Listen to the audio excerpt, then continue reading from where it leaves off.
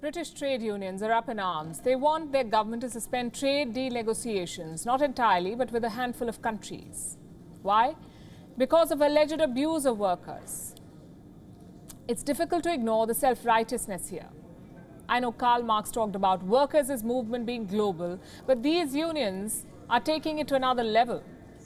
These are some of the countries on their list: Colombia, Zimbabwe, Egypt, Turkey, and of course, in typical British fashion, India. Now, this list does not have any legal effect, but the judgment itself is problematic. Since Brexit, the UK has signed trade deals with 67 countries. It is negotiating with 24 others. Among these countries are India, Brazil, and Malaysia. The unions say that these countries have poor working conditions. So what do they propose? Suspend the deals and negotiations and use this as leverage. Leverage to do what? To force these countries to change their labour laws. Well, we have two questions here. Why do British unions get to decide this, and how does India feature on this list? It all comes down to politics. These unions have the backing of the UK's Labour Party. This is what the Shadow Trade Secretary had to say. The government is handing out trade deals to dozens of governments with the worst track records in the world for abusing and exploiting their workers and actively launching negotiations with several more. You see, self-righteousness is a dangerous drug, and the Labour Party has always loved it. Former Labour leader Harold Wilson called the party a moral crusade. His words were, "The Labour Party is a moral crusade or it is nothing." But this is not a moral crusade. It is a targeted smear campaign, one that crosses borders, ideology and sovereignty. We have global watchdogs to uphold labour rights. They present reports. They offer recommendations. Some countries accept them, some don't. But at least it's a fair process, not the personal opinion of political parties. And it's rich coming from Britain. Until a few days back, the UK was waging a sausage war. Fishermen threatened to block the British island of Jersey. Why? Because they were being denied the right to fish. Where was the moral crusade then? The fact is, Labour is struggling. The workers are not voting for the Workers' Party. I'll give you an example.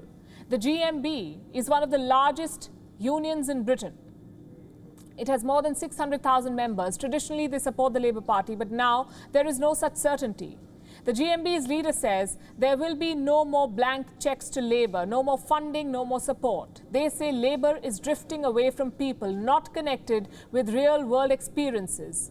Even from thousands of miles away, this assessment sounds spot on. This week, we told you about the Labour's by-election posters in West Yorkshire. Strangely, it had Prime Minister Narendra Modi of India on it. Seems like the party is running out of domestic issues. Their voters are deserting them, so trade unions are their last straw. Labour is doing everything it can to support them.